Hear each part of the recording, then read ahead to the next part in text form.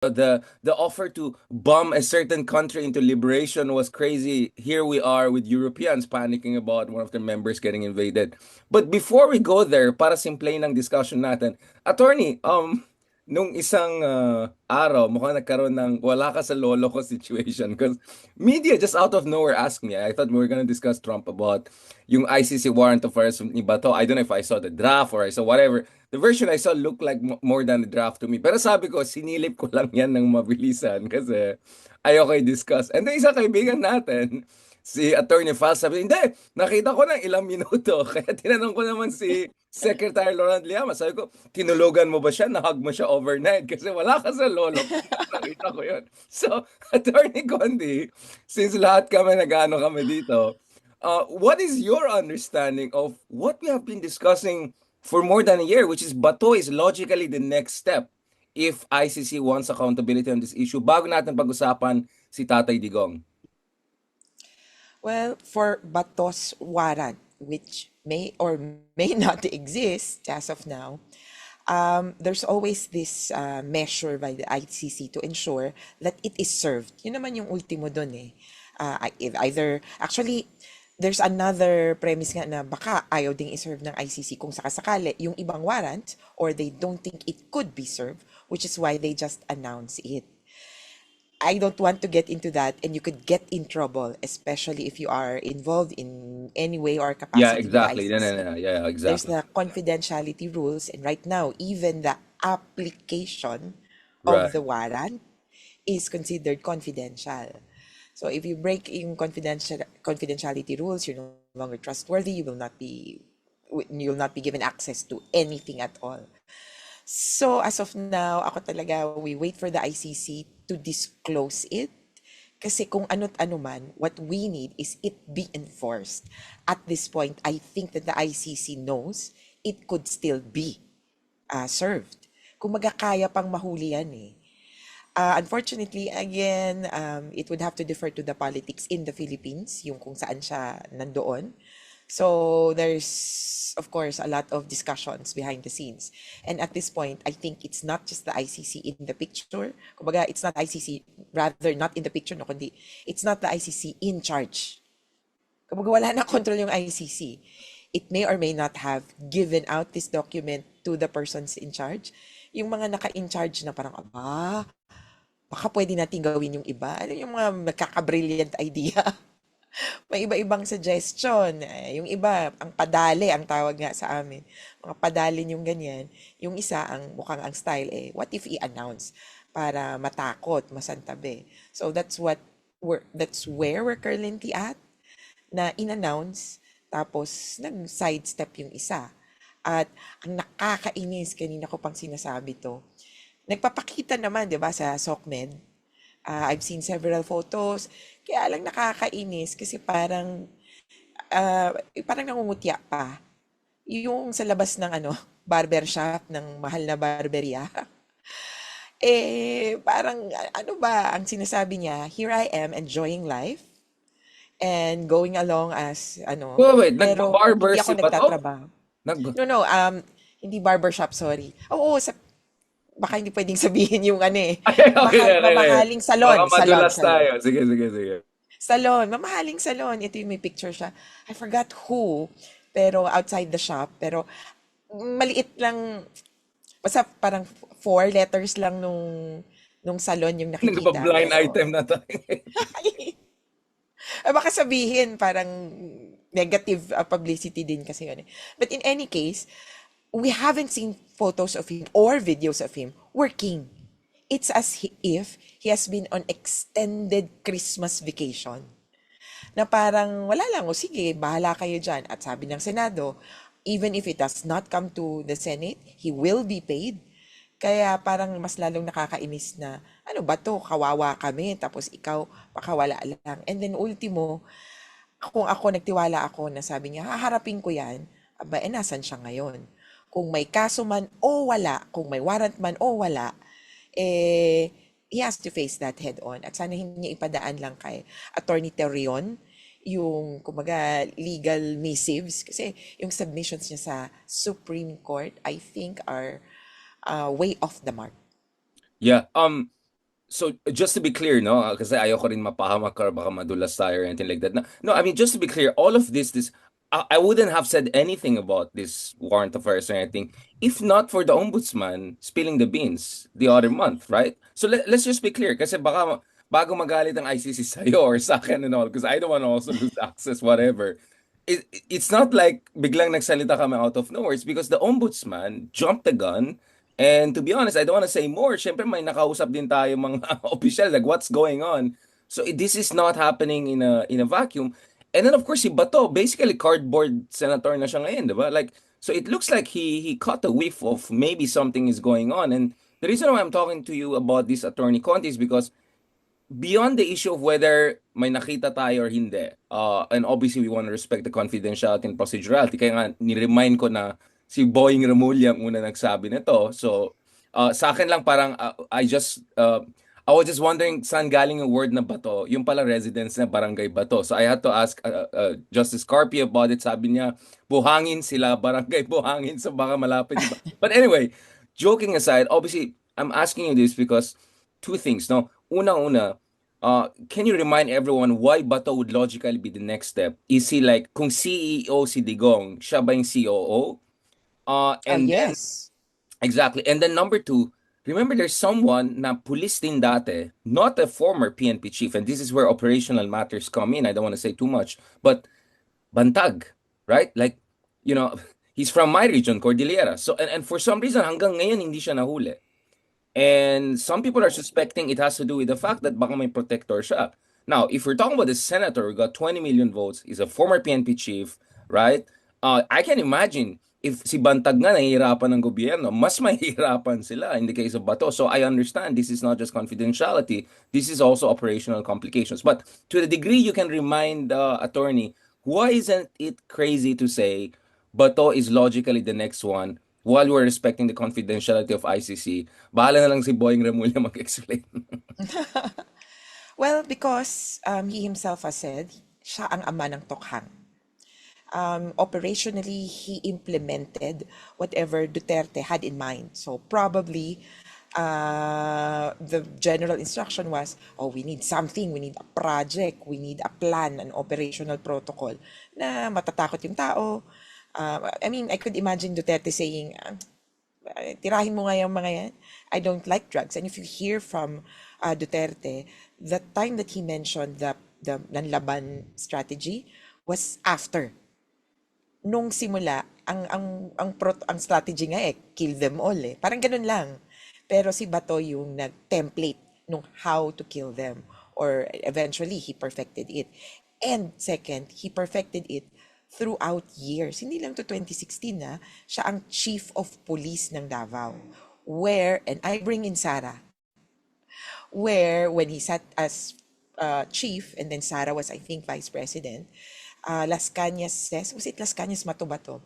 Las Cañas says that when they talked about Tokhang, yung dati nilang vigilante killings kasi yung Davao Death Squad sinuggest ni Sara na, what if, ano kaya, imbis na patayin yung mga tao, kasi lumalabas, murder capital na nun yung Davao, what if dukutin, iwala, perhaps patayin kung saan man, ilibing doon sa nga quarry, yung Laud Quarry, o kung saan mang mass graves. So, the police report will say, they're just missing. So, yung ganong salimbayan, tapos si Right. Bato naman, parang, teka, paano naman ako sisikat niya? I mean, anong role ng O police? kasi populist Di, performative din sila nun. In the so parang, worst way possible, yeah. tsaka paano naman kung missing capital? Di, napakawalang kwenta naman ng mga police. So, kumbaga, na-perfect nila yung protocol. Kaya, when it was implemented nationwide, may phases Grabe yung parang akala mo nagkakandamatayan lang. Pero kung maalala nyo, kailan nangyari yung mga may cardboard? First wave yon. So, kumbaga may timplahan. First wave lang yon, first few months. Then later on, naging, hindi nga nanlaban nung una Few yung manlaban, vigilante killings yung simula. Yung namamatay na lang kung sino-sino left and right. Mercenaries, so Hindi mercenaries. Pinapalabas nila yung mga yung mga assets daw. And the drug lords turning against each other, yung mga gang. So later on, nag-face in yung mga war on drugs killings. At ito na yung, nung pumutok pa nga yung G. Ikju, Kian de los Santos, eventually nagkaroon ng parang point na, teka, ang hirap pag puro police operation na drug operation kasi nasan yung papel. Nag-phase in dun sa follow-up operations. Kaya si Carl Arnaiz at si Kulot, na target or na quote-unquote na namatay na in a police operation, yes, but not a drug operation. And in a follow-up operation na naghahabol ka lang ng hold-upper eh. Yun yung pinalabas nila. Kung naghahabol ka ng hold-upper, there are less paperwork prior to the operation. Kasi kung by bust, ito yung may kailangan marked money, kailangan may coordination with PIDEA, etc. Pero kung naghahabol ka lang ng killer or hold-upper, yung report mo, ay pinaghabol kami, namatay, nanlaban pa rin. Kaya sabi ko, it's hard to explain this from the point of view of the results. Kasi if you look at the parang, did it follow the instructions ba? Or somewhere along the line, may naibaba sa instructions? And this is where the ICC case will be most helpful para makita natin ng pangkalahatan, pangkabuuan. Kaya we really want trial to start as soon as possible. It's up to the office of the prosecutor to present that. So far, we've been seeing, kumbaga, indications, and on the part of civil society and the victims, we know one part. We know some parts, but not all the parts. Kaya, for those who have information, at ipasok ko na yung witness appeals. Please, If yeah, you yeah, yeah. if you give your information, whatever you know, to the police, and to the ICC. And again, this is not just information from the victims or yung consequence, but sana information from the police, from the PIDEA, from the NBI. Sabi nga nila, even government officials who knew something about the war on drugs, if the ICC gets this information, they can process it more clearly, kumbaga, and more, I would say, independently and objectively than perhaps if you just give it to the victims. And again, the role of victims in the ICC is to give their views and concerns, not to prove the case. Kaya maski kami, waiting kami dun sa overall picture to be presented by the ICC. So balikan natin ito. So attorney, so you agree na, I mean, so parang mag-board meeting sila, andun yung CEO, tapos etong I mean, like, like this is basically that was the approach. Criminal enterprise. Exactly. I mean, some would say mafia style. So what you're saying is initially this na Parasido style ang gusto nung iba? Yung parang, let's just make them disappear, right? Diba? Yun yung EJK sa Argentina na very notorious internationally. But someone had an idea of, oh, no, let's make this even more in your face and bloody and all because this is what people want, right? And that's why the COO makes sense, no? The operational side of this equation. By the way, what's the update on Garma and others? Kasi we know the Matabato and Las Cañas testimonies were very important in pinning down former President Duterte and potentially Bato soon. But Garma was pointing also in the other direction na kung may CEO at CEO, meron ka rin parang yung CFO. CFO, yes, exactly. CFO. So I mean, this is really an enterprise level operations. I mean, we're being obviously dark humor ang ginagamit natin ito, but for people to understand, this was not just like diba, out of nowhere. Systematic ito kaya nga EJK So si CFO or Chief Financial Officer apparently was also involved at that ito yung pagkakasabit sa kanya at the time that the President, Rodrigo Duterte, was hindi pa nga siya paupo pa lang. So parang May, tama ba yung meeting? So in this meeting, he was present and then he was instructed to coordinate the reward system. Garma's initial testimony before the Quadcom is a little bit, hazy na parang hindi ganun ka-specific.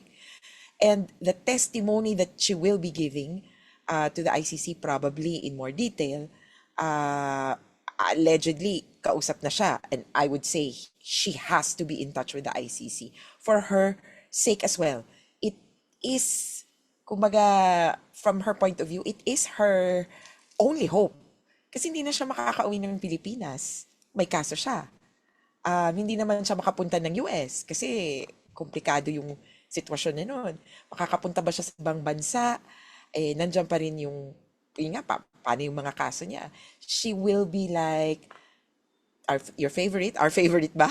Harry Roque, with domestic Almost cases, forgot about Harry. warrant of This is arrest, the ganun ang first siste. this is the first podcast sa dami kong problema na inisip ngayon from Venezuela. I almost forgot Harry Roque. Yeah, thank you for mentioning that. So anyway, and why I mentioned that in a while, pero so yung kay Garma, it's her parang kind of only hope at this point. So from her point of view, that would work, and from the point of view of the ICC, that will work. That will be the best situation if she cooperates. I don't want to go into the operational details, like where is she now? Last time we heard from her was the Philippine government saying she was in Malaysia to be interviewed by the ICC. Wherever she is now, hopefully, okay ang lahat. And I'm just waiting for, alam mo yung parang redemption moment. Parang, tada, I'm here and I'm going to speak at the hearing of Duterte. And speaking of Harry Roque, yan na. So, at this point, I would treat him as an outsider. So, he's been commenting on these many issues. I'm not sure if he's talked about the Bato de la Rosa. Pero ngayon, parang yung minimension niya, yung witness appeals, ano ang role ng mga witnesses, etc. I'm just so burdened by the fact that Harry Roque, again, I would have to treat him as an outsider, seems to be misconstruing the information available. At hindi siya, again, hindi siya part ng defense team. And from what I see and from what I hear, Kaufman does not want him in the team. He's even said publicly that Roque should, in short, shut up. Kasi, and leave. Kumbaga, he's not part of the team. Kasi naalala natin na parang si Roque was threatening or saying, suggesting that the team or the legal defense could go to the government of the Netherlands to appeal for whatever, ganyan. Yung legal defense team, parang hindi. Huwag siyang makialam. So anyway, he's been recently saying that witnesses are parang equivalent to the victims. Kaya minamash up yung number of victims, and then bakit ngayon lang bakit ngayon lang witness crowdsourcing or witness auditions according to them. Yun yung pinaka nakakatawa kasi, wow, witness auditions, that would be the most accurate. Sa totoo. Kasi sa crowdsourcing ngayon, so thank you to the DDS, nakuha nila yung gist. Sa crowdsourcing ngayon, anybody can step up. Pero remember, sa Philippine Idol, ano ba yun? Or American Idol, may semifinals. Not everybody will get to it. Kung wala kang saysay na nag-come forward, hindi ka naman tatanggapin ng ICC. And sa nakita natin sa, wag naman American Idol kasi singer lang yun, Philippine Got Talent, PGT. All sorts of witnesses will be entertained. At meron diyang police, insider witness who will say something what happened in yun sa instruction phase. And there could still be, yes, victims who can come forward and say, ganito pinatay. Pero again, sa ICC, okay na yun eh. Na-settle na yun, na-establish na yun. People died. Ang importante, why did they die? Who instructed it? So, I think more insider witnesses will be vetted in this round, in this search. More overview witnesses or pattern witnesses will be, tap. Kasi ngayon, nagiging malinaw. Even journalists, could be brought before the court para makwento nila kung anong nangyayari. Barangay captain. Oh wow, so like Kunyari, Patricia Evangelista could like be helping could directly. be, oo. Exactly. Oh, nice. Although, again, depende kasi yung scope of the cases. So, we don't know, or we should not know yet, the exact 49 incidents that are mentioned in the confirmation of charges or the brief that is presented by the prosecutor. And to be clear, may witnesses na. Kaya nga kinakausap, may Garma tayo, may Las Cañas, may Matubato. This is just part of the process that we need to be thorough about witness processing. Ang iniisip ko sa ICC, tinitimpla nila yung politics. At saka tinitimpla nila yung kung anong nangyari. And ako, I welcome this as part of the 10th anniversary celebration or commemoration ba of Tokhang, of Duterte as president. Oh, Kasi, this year pala. di ba, parang Yeah, things have changed. in 3 months. Uso yung 2016, 2019 throwback, di ba? Right. So iniisip siguro nila, things might have changed. Are there witnesses who would like to come forward? May naiba ba sa sitwasyon nyo? O maybe now you can come forward. So mas ganun yung tingin ko kesa sa naghahanap ng pampalakas ng ebidensya. May ebidensya na po. I'd say malakas ang ebidensya. Pero ang kailangan lang, kumpleto ba? Attorney, just nakita ko lang yung instructions by the PNP na kailangan ko mga ng abogado or something like that. Like, what is the state O of clearance. Yeah, yun nga like paano mag-cooperate yung kapulisan at saka yung mga law enforcement officers na baka may alam dito. And do we have an understanding at an institutional level there is that openness? I mean, during General Torre, there was a signaling that magko-cooperate ang PNP with the Commission on Human Rights among others, but I'm not very aware about the latest state of affairs. What is your read now? Well, flip-flopping itong PNP about that, no? Pero the worst, and I heard them, or the worst position they had was anybody who talks to the ICC will be sanctioned. May penalties, insubordination or something like that. So that was the worst kasi you cannot even entertain the idea. Now they're just saying clearance. And it's similar to the possible direction na kung naalala naman natin yung mga investigators ng ICC. Nung una, syempre nung under Duterte, I will shoot them. Hindi makakabalik yung mga yan. Ganon. Huhulihin ko yan. Later, sabi ng, I think yung most recent dun sa pag-investigate, edi pumasok sila, bahala sila. Hindi namin sila tutulungan.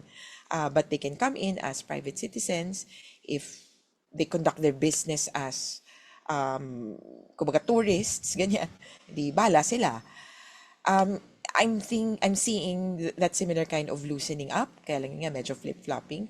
Pero as to if they need to ask permission, that's a bit administrative rather than criminal. Sa totoo po, I don't see any criminal action in cooperating with an investigation. Essentially, it's an investigation eh.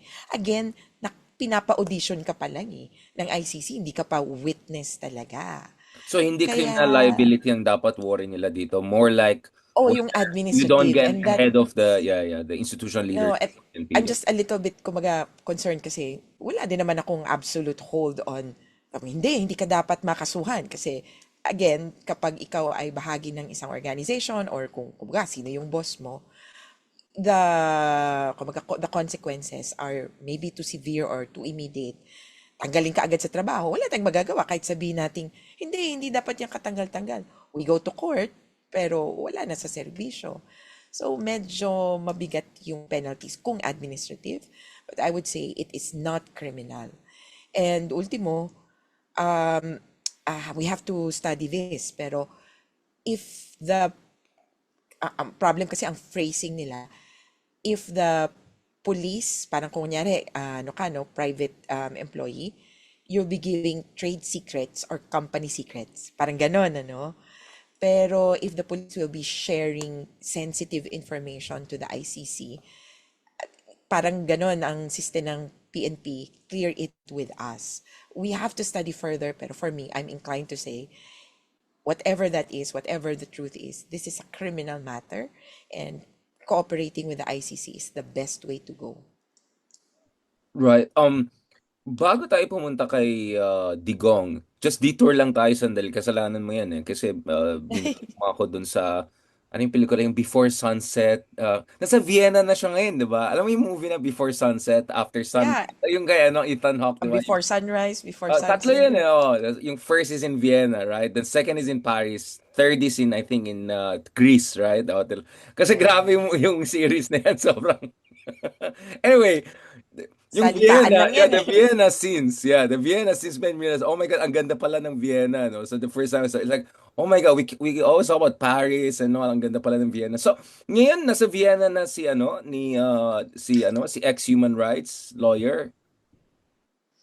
Adi umano. So he's Yung there. Well, of course, did you know, he's Attorney Conde, there. there's a whole page called Di Umano. It has like 400,000 Ganon. 400,000 followers. Naging negosyo ng Di Umano. Tapos puro marites, puro mga Harry Roque Oh! related content. So, shout out Sige nga, sa hanapin ko yung Di di umano as my Umano favorite word for Facebook page. today. It is Di Umano. Okay, Di Umano. So wait. But from legally speaking, we already predicted this. So we basically told people papunta na tayo sa exciting part. But we also said na untenable yung kanyang application for asylum at saka you have yung Dublin rules, 'di ba? Kung saan ka pumasok, yun ang dapat yung applyan mo, hindi yung kung you ended up. So we discussed all of those things 2 years ago pa, 'di ba?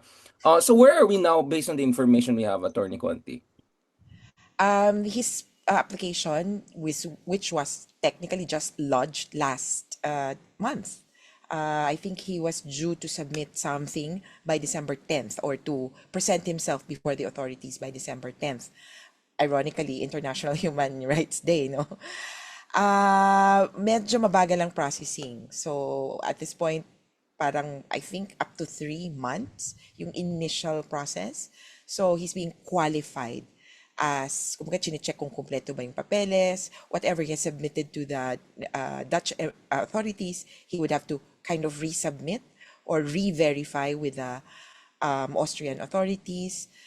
I just do hope that since there have been a lot of information out there about his case, the authorities consider that. And I would say any input by Filipinos in Austria or even in Europe, I would say, oo naman, ano, hindi naman sila ganun ka. If they say that they are in opposition, today, now is the time to do so. Para makonsider siya doon sa discussions ng Austrian authorities. Kasi mabilis na lang to yung checking ng papers. Kasi dumaan na sa Netherlands eh. Pero from what I've heard, medyo pwedeng umabot ng years yung processing ng asylum. Especially if you appeal. Kumbaga may ma-reject ka man, ano? There's a process for appeal, reconsideration. So, pwedeng tumagal din ng taon. Oh wow, like so So, baka ano, magsabayan talaga sila ni Zaldi. This Zaldi Harry duo. oh, Mag-ano kami, magpatagalan kami pwede. sa Europe. Grabe. No, Patagalan ba? yeah, well, speaking of Tagalan, let's talk about Tatay Digong, right? So, back to back to back.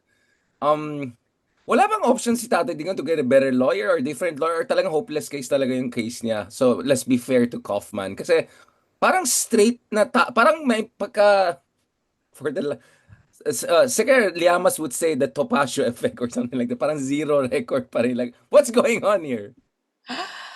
My choice siya, of course, to choose from any lawyer from a list that he has. He has all the names of available ICC lawyers. Including Of Harry. course, wala yung even her, yes. Of course, may mababawas na siya doon. There's two Filipino lawyers at the least na on yung counsel sa kasi I'm on the other list, yung assistants to counsel. So yung counsel may two lawyers. Shout out kay Attorney Joel Butian and Attorney Gilbert Andres who already are kumbaga clearly for the victims. He would know kasi they came from the same law firm, Center Law. So, may out na doon. So, I think 900 more others who he can search. I think binigay din yung email addresses. In fact, in the application form kasi, there's a checkbox na parang, would you be willing to have your information disclosed to either the ICC, to the court, to be published, or to parang to the suspects. Pero at the minimum, they have the names. Problema, wala dun yung track record. Kaya wala yung, kumbaga, 01, 12, sabi na natin, 100, parang ganun. Kasi yung 0 pwedeng parang draw. Or neither positive or negative. So, 1 win, 2 loss, ganyan. wala pong ganun. Tapos, ang hirap din kasi, like in the case of Kaufman, from what I understand, he has been involved in some cases where he was engaged for only a period of time.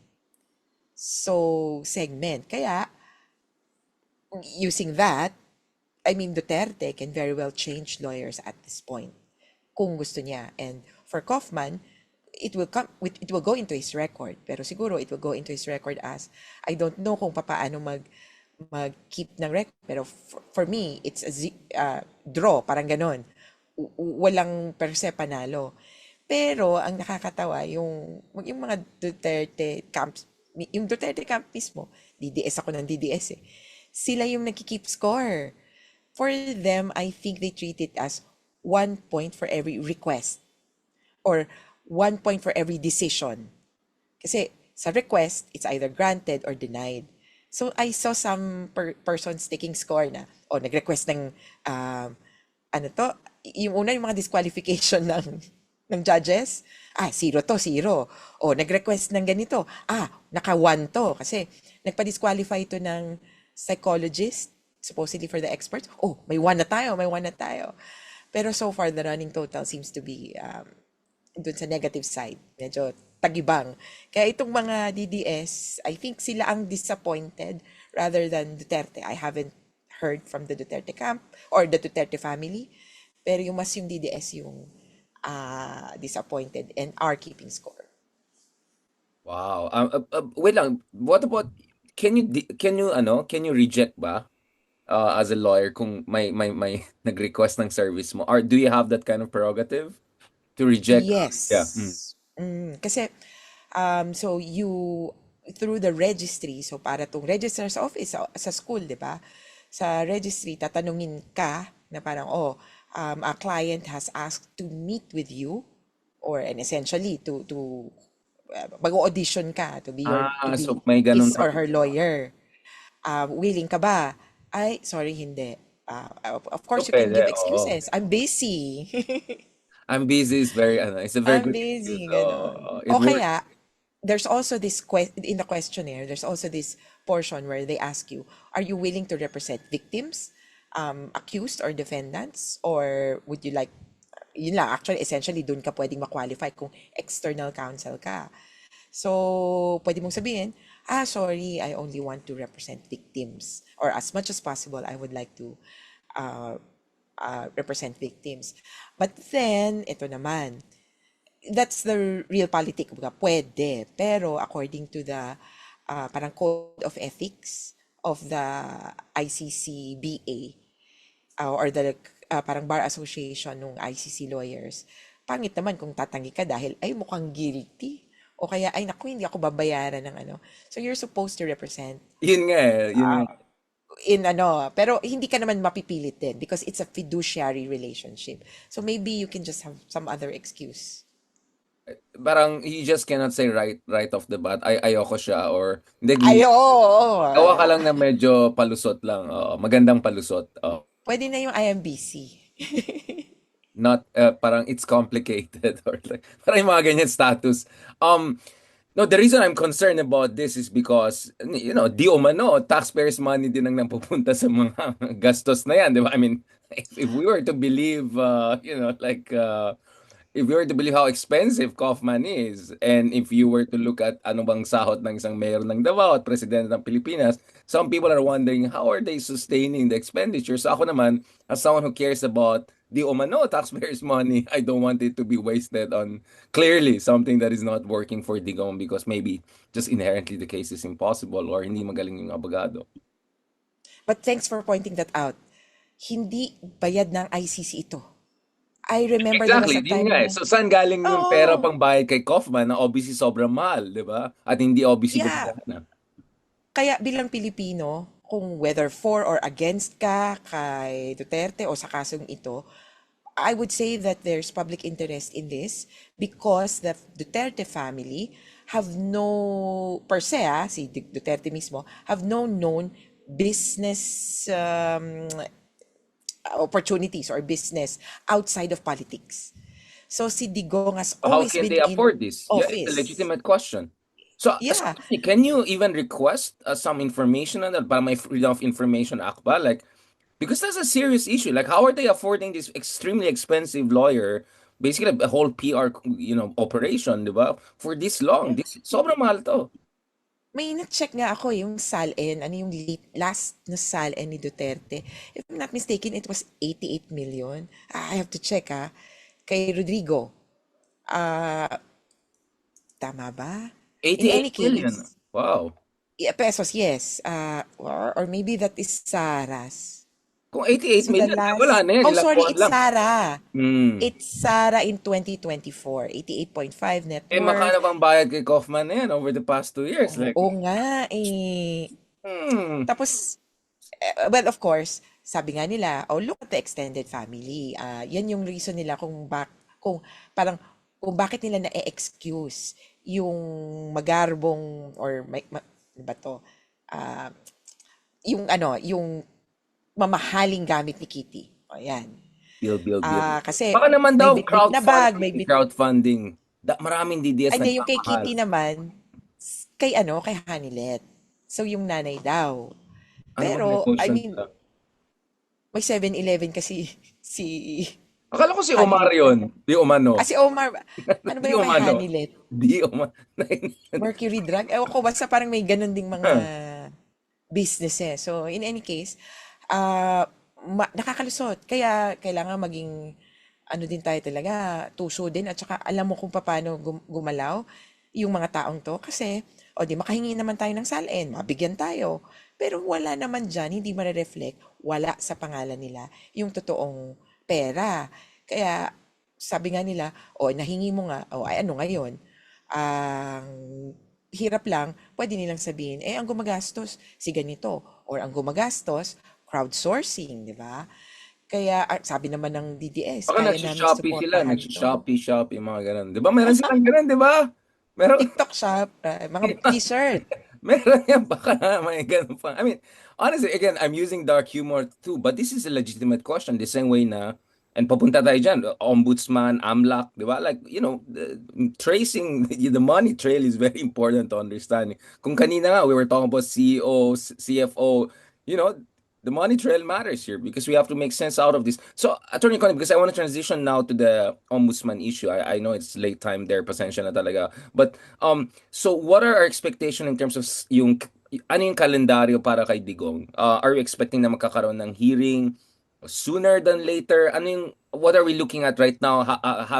Kasi wala na, purong rejected yung mga appeals niya lahat, yung mga palusot niya na kailangan ng psychologist, blah, blah. So, nasaan na tayo sa kalendaryo ngayon? Or ano yung prospective calendar date para kay Digong Sige. sa kanyang kaso?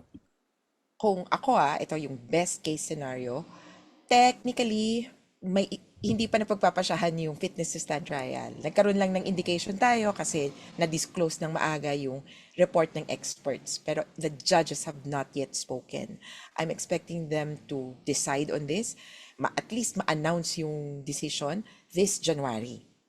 And we have a bit, actually yung opening ng court, may pa-session sila eh. Maganda yan. Sabi ko nga, manood nga kaya tayo sa January 27.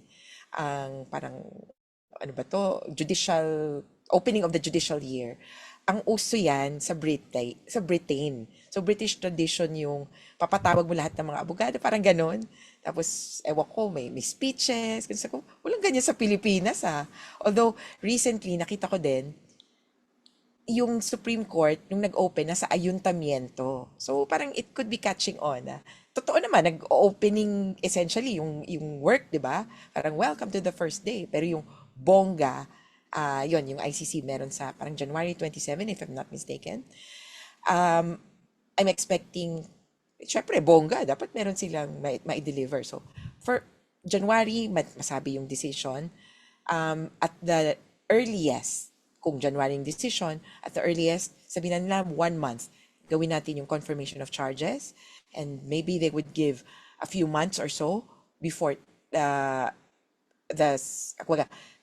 February i-announce, mag-start or makuhold yung confirmation of charges. So, ito yung na-reset from September. Because the confirmation of charges, the decision will have to be 2 months. So, second quarter na. yung mismong trial. Pero kung ano't ano man, may mangyayari this year. This year. So, This hindi. year, oh. Hindi papayag yung ICC na sobrang madelay. At wala akong nakikita, kahit na sabi, oh, may appeal pa ng jurisdiction, may Mm. appeal pa ng ganito, o mamaya may interim release. Hindi, mag, kumbaga yung ICC, they will decide. They have already decided on interim release. Mm. Kahit pinipilit, ngayon, actually, ito yung pinipilit ni Kaufman, pinipihit niya yung fitness to stand trial medical reports. Kasi yung medical reports, as far as we know, no, ay sabi, okay siya. Pero payat, medyo kawawa, parang ganon. Actually, in some tests daw, underperforming. Kaya dito nga pumapasok yung sinasabi ng Long hair na siya, di ba? prosecution. Ha? Long hair na siya, di ba? Long hair, oh, ganun. Long hair. Pero Which yung sa I don't understand what that. psychological, sa psychological, ako, may point yung prosecutor na parang may bakas to ng panloloko kasi he's underperforming in some tests and it is unexplainable or hindi masabi nung psychologist bakit. Mm. Ang nakita ko, sabi, May mga the coin in hand test, underperforming daw doon. So it's either, it's a conscious effort to mix up the data na, bakit kaya hindi niya magawa yun? Pero overall, he's okay. Kaya lang, he's old and frail. Sabi ng defense. Kaya give credit to Kaufman naman for kumbaga being entrepreneurial. Hindi naman siya.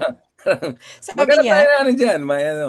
oh, positive, gano'n. I So, mean, sabi niyo, naka-metro na eh. So, maghanap ka talaga old, ng mga no? angulo parate. Old and with unexplained weight loss. Yun, doon siya nakalatch on ngayon at inuulit niya, oh, kung ganyan, interim release. So, kahit na-reject na yon, binabalik niya because of changed circumstances. So, I don't know kung ubra sa ICC. I don't think so. Pero I expect a lot to be said. And, eto na. So, kung maghihiring, makikita na natin again, for the first time in so long, si Rodrigo Duterte na payat. Pero nagtitiwala ako kay Madam Zimmerman, Elizabeth, payat pero glowing. Showbiz pa rin talaga itong pangit. Kaya problema, akala nila, mapapudol nila ang lahat ng tao just because they got away with it, unfortunately sa atin. Hindi nila alam may siyensya. May siyensya dito. May ano yan, may pattern yan kung may problema talaga eh. Kung fine-fake mo, talaga ma-obvious talaga yan eh. And I think this is what they haven't realized. Yung mga budol tactics nila, hindi nagagana. Kaya buti nga matalino si ano eh, may DLD eh. Nag-gets na kaagad nung first day. Parang wait lang, hindi ito. Iba to, this is serious, right? Kaya biglang the next day, ano na, naka-neck brace na, alis na ako dito. This is not for me. Naka-ano na? Ano? Wheelchair ba o Oh, biglang the next yung stretcher? isang araw, ang tapang-tapang, nasa court. Biglang the Uh, next day, I think, I'll pass, parang pass muna ako, di ba? Now, just talk about kasi ICC ang pinag-usapan natin. Ano ang latest situation with the ICC considering as we speak, NATO itself could disintegrate, right? I mean, it's crazy. I know it sounds crazy. I've been to Greenland. I know how pissed off Greenland people are at Denmark. Kasi it's like, at sino itong mga Vikings na to? Basically, kasi Inuit sila, di ba? Parang, sino itong mga Vikings na to? May sarili kang magana. And you need, hindi agagana yung Schengen mo. Kukuha ka pa ng special oo, permit para oo. makapasok. So, pero ngayon, nagsama yung dalawa. Ganun sila natakot. They're scared talaga na US will do something. Parang ala Crimea, i-take over. So, this is serious. And Denmark made it very clear. Matapang yung prime minister nila, si Fredrickson. Tapos ng NATO niyan. Talagang hiwalay ang Europe sa US if they do that. Basically, invasion yan. So, having said that, we know the ICC has been under assault and attack by the Trump administration for quite some time.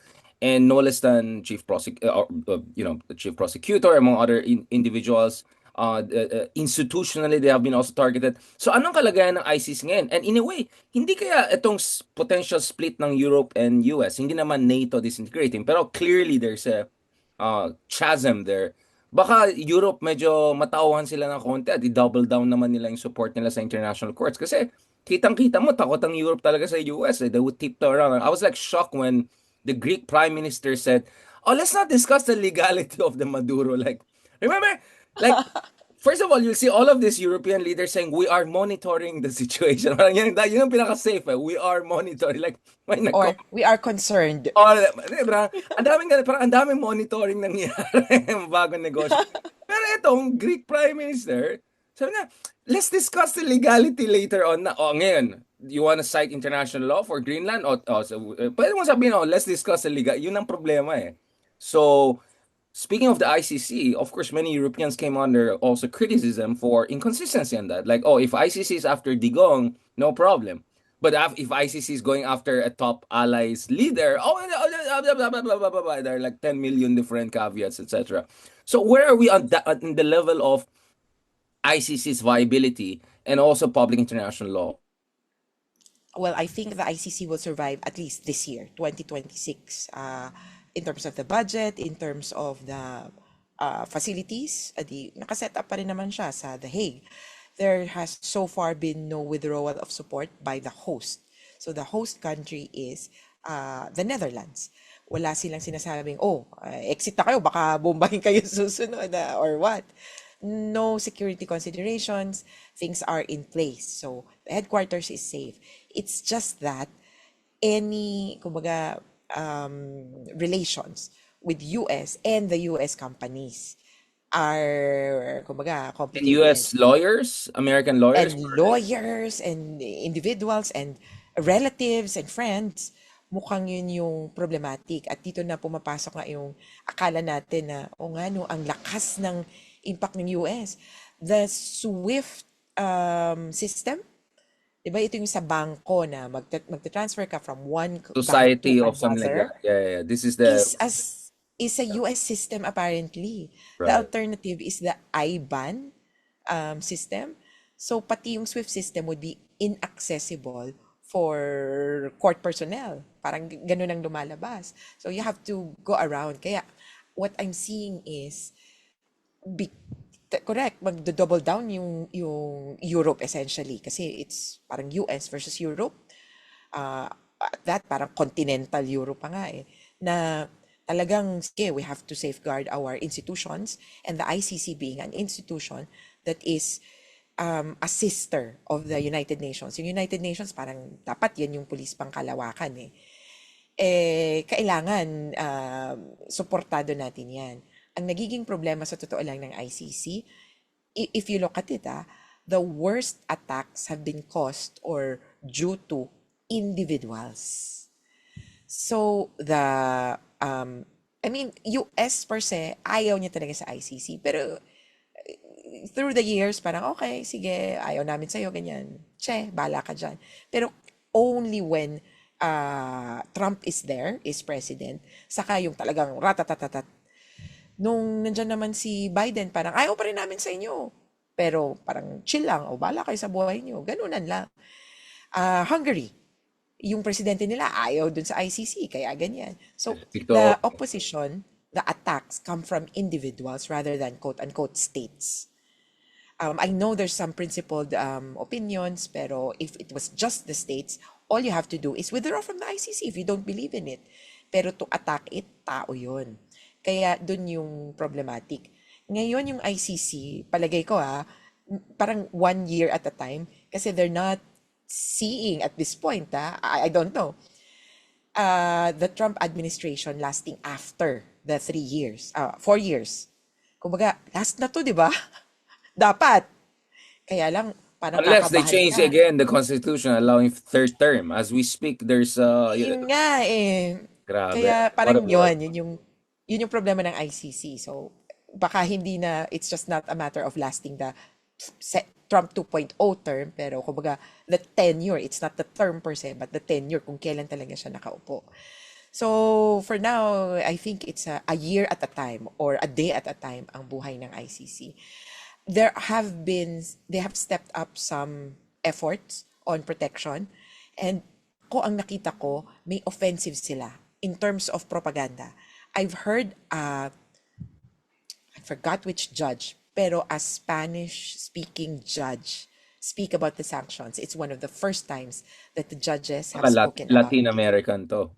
Yeah, kasi parang sabi niya, eto yung epekto, eto yung mangyayari, I am locked out of Hindi, ganito, ito yung ganyan. kasama natin sa interview last time, yung dating chief prosecutor, yung Espanyol. Hindi siya yun, di ba? Yung sa Hindi, hindi. outstation. Yeah, yeah, yeah. Sitting sorry, sitting ano to, sitting I think you're referring to the judge. Latin American, I think, guy. Yeah, yeah, yeah. Yeah, alam ko yan, yeah. Um, So, may ganun silang efforts, pero ultimately, kumbaga, countries have to protect the ICC. do you think that's really the way forward for like-minded non-superpower democracies to work together? Kasi nakakatakot nangyari. I mean, the implications for the rules-based international order. I mean, we never had obviously really a rules-based, but at least we attempted to There's create some semblance. semblance, exact. And semblance could be a difference between like basically a rule of jungle and at least some civility, di ba? Um, but obviously now, yun nga yung sabi ko sa iba eh. Hindi naman, yes, criticize US, but it's not like Russia and China are also like in your camp, right? So it's really us, the smaller countries. We have to work together, right? Global South, Europe, middle powers. What do you think about that? Well, as ako, lessons from world wars, kampihan talaga yan. So, if you're small, hahanap ka ng kakampi. So, it's just a matter of kung axis ka, ally ka, ganyan. So, kampihan, if you're small, wala kang magagawa kundi maghanap ng mas malaki. Parang ganon. Para, kumbaga, lumaki yung forces nyo. So, more than, or hindi naman more than, no, kasabay ng paghahanap ng kakampi in ideology or in, kumbaga, ganun yung nangyaring hatian, di ba dati? First world, second world, ganung peg. Eh, yung ano, yung may strength. Kasi paano kung nagsama-sama yung maliliit, kumbaga, abay, kailangan mas marami kayo ng dihamak dun sa mas malalaki. So, it's not just a matter of, oh, tama ba tayo ng pananiwala? Ganyan. No longer. It's also a matter of might, which is why the military Collective mind. Yeah. alliances, oh, it's the military alliances that are in play now. And ako, I'm very concerned kung dito sa Pilipinas kasi talagang tayo yung, ano eh, ipit tayo. Ang ganda ng geopolitical, yung position natin, di ba? China, US, anybody can really use the position of the Philippines right in the middle of the, hindi pala middle, parang gilid of the Pacific Ocean, which is the entry point to Asia of the US kung sakasakali. No, absolutely. Yun nga. For me, diba, as we speak, Europe and key Latin American countries just finalized a new trade agreement. The other week you had Pedro Sanchez of Spain, Prime Minister Sanchez, because he's much more progressive than most European leaders. He issued a joint statement with Lula and other Latin American leaders criticizing the legal implications of the Maduro operation, in as much as, everyone hates, dictators and all of that. So you have all of this interesting Europe, Latin America, North, South, all of these intersections. And actually, pag sinama mo yung puwersa ng mga bansa na yan, it's not small. Like, Europe is already second largest, if not largest market, even minus UK. India is going to be the next big thing, Yeah. obviously, right? Brazil is not small, right? Indonesia is not small. Vietnam is not small. Kaya sabi ko, tama, US is big, China is big, no question about it. But it's not like puro pitsugin lang tayo mga ibang bansa. If we just can get our act together, we can have more strategic autonomy, and also we can uphold the rules-based international order. Last part, Attorney Conti, sorry. Sorry, Yes, please, please. ipasok lang yun. Yeah, yeah, please, please. Yung international rules-based order, we've been mentioning that, it is parang logically, kung ano man yung pinaniniwalaan nyo, I mean, Vietnam is a communist state, di ba? But they also believe in an international rules-based order. It seems to be one of the most palatable principles for all, whatever you believe in, whatever your kumbaga, kind of dictatorship, democracy is, international rules-based order is a common thing, which is why even kumbaga, if part niyan yung international tribunals, they always come up. Laging may sumisipot na kind of court or tribunal after a conflict. Absolutely. I would even add like Singapore, right? Even Turkey to a certain degree. Like they're countries na not necessarily, I would say, liberal democracies, to put it nicely, but they had traumas themselves. I mean, Vietnam was invaded by China, by US, by France. Like we can go on and on. Like they know what the rule of jungle means for smaller countries. Hindi pichugin ng Vietnam, but Vietnam knows. Even if hindi ka pichugin, if there's no rule of law internationally, susugurin ka pa rin ng mga big powers, di ba? So this is the situation we're having right now, di ba? I mean, Europe is not small, but now look at what's happening sa Greenland. I mean, Iran is not a weak country, but look at, what's it. So what I'm saying is, you're right. Logical kaya nga hindi ko magets yung mga MAGA Pinoy. Natuwan-tuwa dito sa like, di ko gets like if hindi ka superpower, number one thing you don't want is Machtpolitik because you don't just have the Macht, right? And the last time we had Machtpolitik, we had World War One and Two. Like, hindi ko talaga maintindihan, hindi ito computer games, right? People are gonna die. Millions will die if we go back to rule of jungle. Kala ng tao parang pamacho effect and ginagawa nilang manosphere. Yun ang problema ko doon sa mga kamaga. Ang dami palang maga Pinoy, no? Hindi ito mga Ay, Pinoy sa nako. US, mga Pinoy na nandito. Walang kinalaman. Pero maga-maga sila. Totoo mga to, sabi ko. Wala silang long-term thinking. They cannot think two steps ahead. Sabi ko, so kung sugurin tayo ng China bukas, kasi everyone was saying, oh, what if China will do to Taipei what US did to Maduro? And then I said, why are we even going that far? What if China does that to us? Kasi mas mahina tayo sa Taiwan, di ba? At least Taiwan, they're prepared. Tayo, hindi. I mean, And they're well and supported. that's what I'm saying. Like Taiwan, mahirap, but Philippines actually not that hard if ever China wants to go crazy. So I'm just saying, like Ano ba? Nagka-Chinese mayor na nga raw eh. Dalawa pa. governor, pero Governor. baka ma-demote na tayo to mayor at the rate we're going. No, so that's what I'm saying. Like people, mag-isip-isip naman kayo. So thank you so much, Attorney, for mentioning that.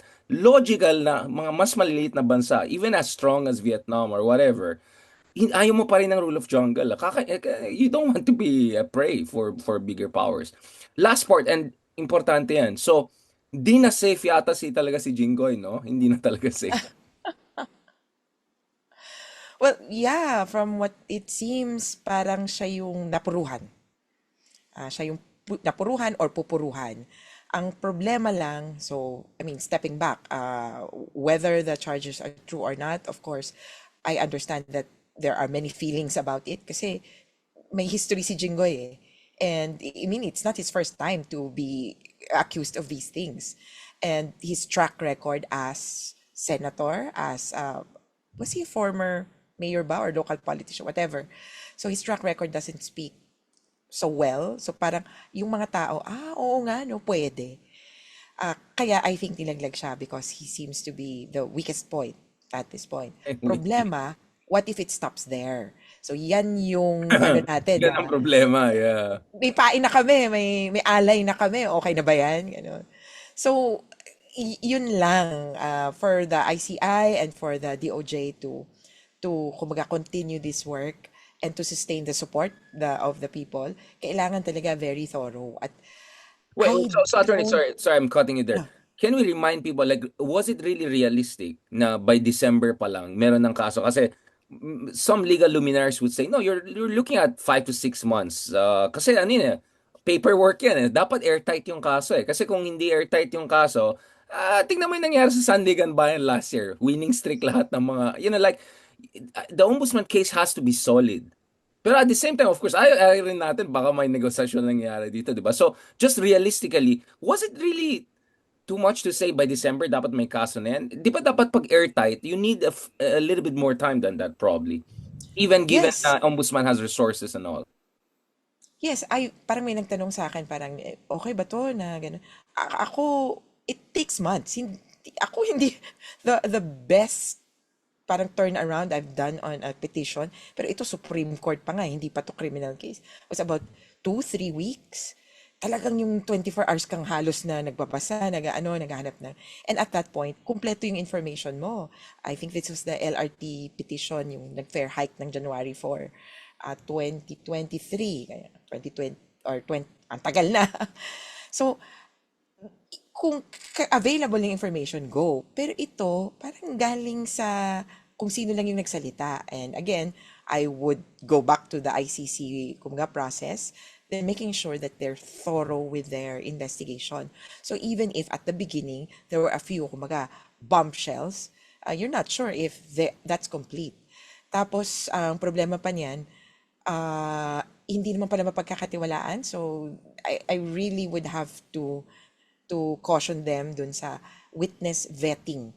Vetting of information, vetting of character, vetting of background. Usap-usap sila, maya-maya, aatras naman. Tapos ngayon, I think they're under fire for offering state witnesshood or witnessship to some people who could be considered kumbaga, responsible din. Na parang, ganun na lang, aamin ka na, ay ganito, ganyan, magsusoli ka, kahit na ang dami mong kasalanan. Ako nga, parang, ang laki masyado ng mga sinusole for us to think of You're them as talking small about guy. Alcantara and suddenly saying, oh, hindi innocent kami. So, saan galing lahat ng all of those Lamborghinis and all of Oh, that? kaya parang, why are we, kumbaga, so desperate for information that we would accept the testimonies of co-conspirators just like that? Hindi natin alam kung gaano kalaki yung responsibilidad. So, ang ano nga parang necessary evil ba ito? Or maybe it would have been avoidable if we had done more work. So, at this point, sa totoo lang, I am not too sure. Yun na lang. I am not too Yeah, sure that we have the ambivalent tayo. capacity, Yeah. that we have the capacity to investigate actually. Ang isang naalala ko dati daw, sa ombudsman, Simeon Marcelo, he formed a unit, the Field Investigation Office, yeah? So he made sure that there were personnel talagang liberated to do investigations. And they did on the ground investigations. Well, I kind of know kasi I know people who worked in that. And on the other end, yung mga na-investigate, pinuntahan daw sa opisina. Pero sino to? Ba't ganito? Ang ombudsman ba nag-i-investigate? Apparently, yes. So para silang NBI din. So maybe we should have done something more ano Proactive? ba? Proactive, yeah. Proactive, yeah, yeah. And then, the one layer that ako as an outsider, no, dito sa mga nangyayari, one layer or one aspect na hindi pa masyadong yung fully na exercise na power, yung sa freezing and mga subpoenas, AMLC. Kasi kung yung pera nasa Ang mga tagal bank na namin account, why do you think ang tagal? Itong common sense yung AMLAC eh. Like, ang this has bilis been, ng AMLAC kumilos yun nga against eh. So, quote-unquote terrorists na even mga yung madre. Pogo issue before, di ba? Yung Pogo issue rin. AMLAC moved Isa very din fast yan. on Yeah, that. yeah. Yeah, yeah. And to be frank, it's easy. Nakita ko na yan sa kaso ng, just to put this in. So they said that the nuns running the Rural Missionaries of the Philippines are terrorists, are supporting whatever, NPA schools, parang ganon. And they based it on the testimony of one person. Na Wow. parang, kapani-paniwala Ang ba? bilis sila gumalaw Totoo ba bigla. yan? And everybody presented parang, oh, here's the parang audit report. Here is these are projects from different organizations. Pero just because you have one person lying at that point, parang, I mean, they kind of won in a sense. Pero dito sa mga kasong to, wala kayong makuhang testimonya ba?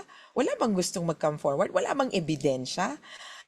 Ako nga, eto, again, medyo layman in a sense, kasi even if I'm a lawyer, hindi naman ako talaga, kumbaga, a corruption lawyer. There are some people who specialize in that. Pero yung concept na ill-gotten wealth should be measured in terms of, if you're a government official, how much you should be getting, and then how much parang have been declared as yours. Yan yung computation nila kina Marcos. The Marcoses were saying, oh, amin to, amin to, amin to. Kinumpute nila kung magkano yung kikitain ni Marcos, ng tatay, ng nanay, and so forth. Kasi government officials lang sila. Again, like the Dutertes. Kung yan yung business nyo, quote-unquote, dyan lang namin kami kukumputin. The total of the money you claim grossly exceeds your supposed Exactly. Exactly. parang layman's, di ba? Your supposed Dali lang yun nga eh. It's a low-hanging fruit which for some salad. reason, no one was picking up. Kaya medyo, I don't want to say I'm suspicious, but it's like, what's going on here? Um, Wow. So Attorney, yan. again, I'm asking you, we had other legal experts also discussing that. I know it's not your expertise, but I just wanted people to have an idea of yung time frame na realistically you can have Ah, an airtight case. Kaya nga, tinanong ko yan. And what I want to also emphasize here is, sige, sabihin natin ambivalent tayo about ombudsman, but clearly this is the better ombudsman than the figurine we had before, right? But no one talks about Sandigan Bayan. I mean, what's going on with Sandigan? Like, di ba? Like, people forget, the ombudsman is the prosecution side of this. The Sandigan Bayan decides where this goes. And yet, parang below the radar sila, and their job is very important. well, we're starting on this. So we're looking at some or a few Sandigan Bayan decisions, and we're noticing some Yung trend umano, na yeah. parang yung decision, 'di ba, parang may tinatawag na jurisprudence na set yung cases. So, wait a bit, pero parang baka yun nga, baka ang problema ng Sandigan Bayan is not exactly, kumbaga baka iniisip, ano, meron bang nabayaran? Meron bang ganito? It's maybe because there's a Capacity? problematic decision, yung parang ganon. Ah, There's a okay. problematic, kumbaga, principle or So, established. jurisprudential yung problem nyo. May isa kaming nakikitang ganon Interesting. na parang how do you appreciate this thing. So maybe later we can disclose kung anong sinisilip namin. Okay, I'm So glad. But yeah, you don't have to say it. Basta ang point ko lang is, bantay Sandigan ba? Like, no yes, one's paying attention definitely. to that. But I trace all of the cases from Marcos Cronies and then to Binang. Like, whoa, parang may winning streak ang mga kaibigan natin dito. Like, what's going on here? Yeah, so yon, one jurisprudential and that's what we can do as lawyers. Pero another aspect pa yung kung meron bang bayaran dyan. I mean, I haven't heard so much about kumbaga, how the Sandigan Bayan works. Like in other courts, ito nga si Remulla na naman, parang he has admitted that May there is corruption sa corruption judicial up until the system. judiciary. So parang medyo nagulat din ako, medyo ang bigat nun kasi the judiciary also includes the Sandigan Bayan. So that could be impactful, no? Kung ganun pala na kahit No, the gaano justice kabigat system or is the kahit, entire thing, di ba? I mean, kasi Justice yeah. Carpio took issue when I said justice system. Sabi niya, don't forget, justice system is also the part of justice. It's also Sandigan. Hindi lang yung literally yung judiciary branch of the state, di Yeah. ba? Oh, So, but I think for what was he said judiciary eh. hindi justice system. He said judiciary. Oh, wait. Like, it's Ah, also corrupt. I have to check that. Pero yeah, naalala ko nakita yun ko kasi rin doon parang ang sa ano, shocks. batas.ph ano. It's a justice system. Justice, parang alam ko justice or baka naman medyo nadudulas yung kaibigan Okay. natin ngayon eh. Medyo, I mean, we started with the Remulla dulas sa ICC warrant ni Bato. So, baka ito dulas And din. then parang I mean, i-close. the guy Okay. is trying, right? I mean, okay. I mean, I'm not a fan of Uy, them. judiciary. Ay, sabi niya judiciary. Okay, all right. Oo, so they're also corrupt. I mean, aside from the executive and legislative branches, corruption in the judiciary is also severe. Dapat ayusin na. Yeah, actually, he points out, yung Justice system. Sandigan Bayan, ang galing mag-acquit niyan, ano? Oh, Lahat ng see? dahilan para Sinasabi ko mag-acquit, yun ng meron ng matagal eh. Sandigan Tapos sabi ko, oh, Bayan. yeah, exactly. Yun nga eh. No, we're So, not even talking about bayaran or something like that. Do you want to like institutional autonomy? Like this is something. Kunyari Heidi Mendoza, we had her on the show. She was saying, problema sa COA, pwede ka bubuli ng mga senator if you're investigating them during sa mga hearings. mm, So it's not even about it's also muscling autonomy. I mean, how are people even appointed to Sandigan Bayan? Well, what is the process, right? And medyo ingat ako with saying things after the contempt case last year. But joking aside, I mean, like, what is the institutional? How do we guard the guardians, right? Ano yung guardrails dyan, checks and balances? well, as far as I know, no, they're appointed the same way as the other justices are. So there's the JBC, Judicial and Bar Council, which vets applicants or How is nominees. Parang JBC ganon. also select? How is JBC? So You get the what I'm saying? Like, JBC it will be a chain of questions, right? is essentially presidential select. But, well, may Wala akong nominees sinasabi. pero I'm just ultimate, asking, we have to ask questions.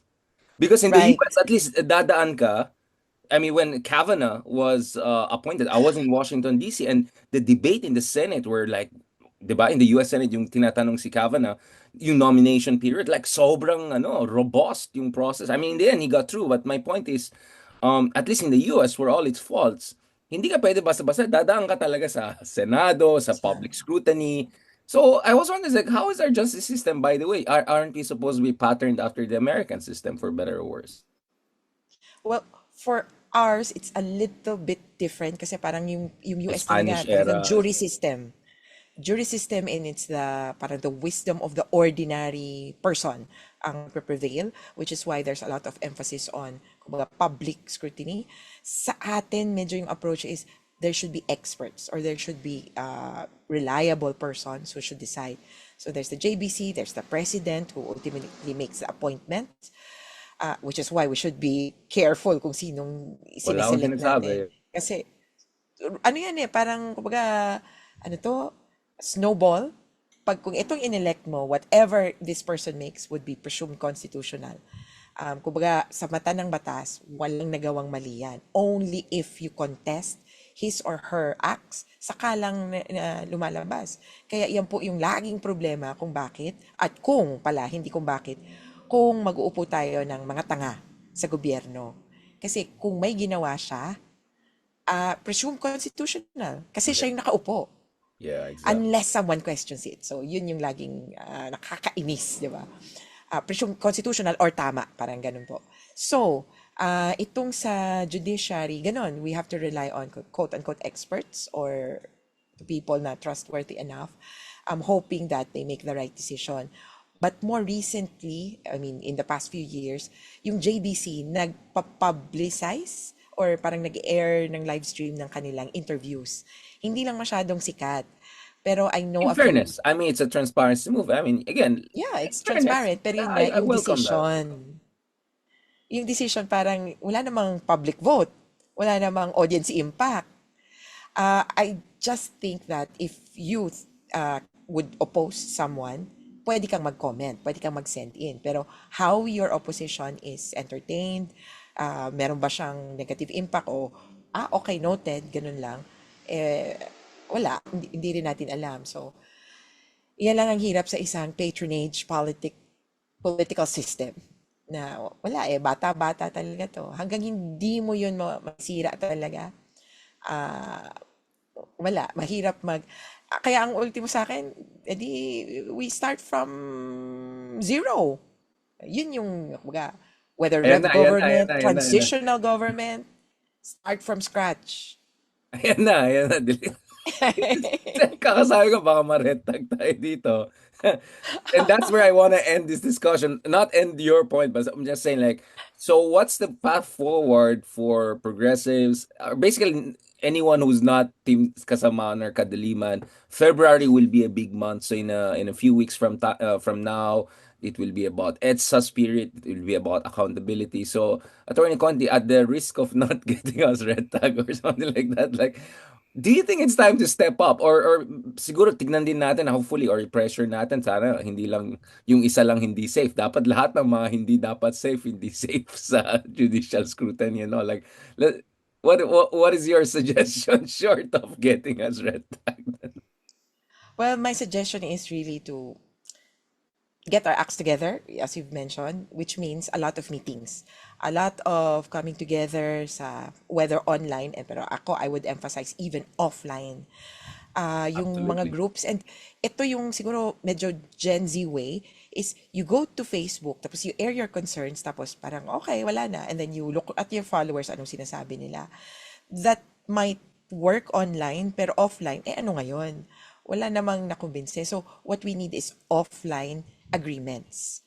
Yung talagang nag-usap kayo and then sino ang bit-bit mo. So dito magma-matter, and ako nga yung February 5 ang isa sa mga earliest. February 6 ba? The filing of the impeachment complaint.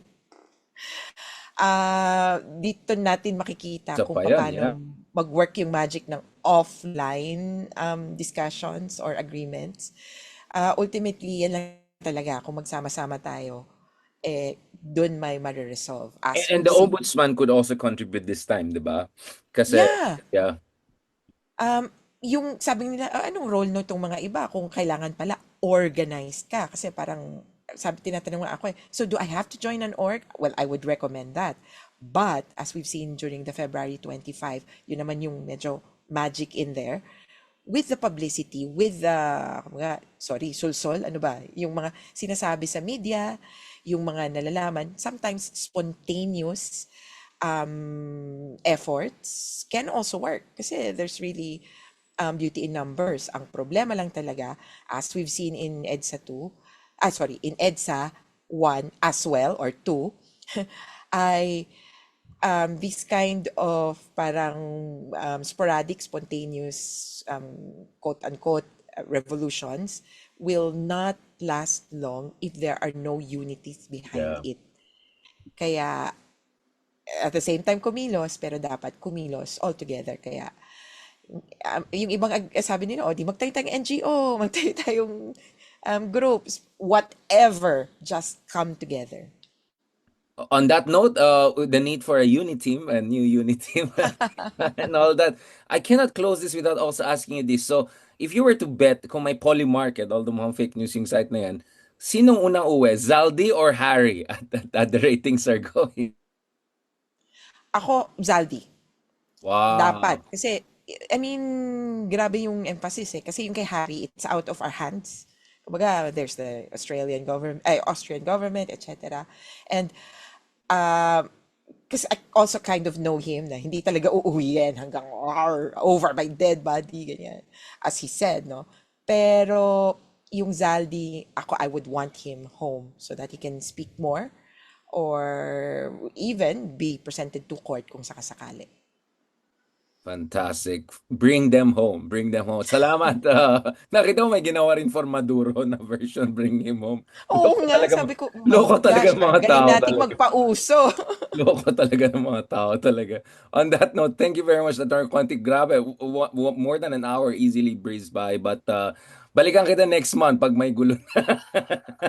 Pag may gulo Pag-usapan natin. talaga, Magpahinga na. Yeah, I think everyone's expecting next month will be intense, right? On so many levels. So hopefully, pahinga muna kayo and let's continue this conversation. Thank you so much, Attorney Christina Conti, for that very comprehensive, truly comprehensive discussion. God bless and have a good evening. ingat. Salamat.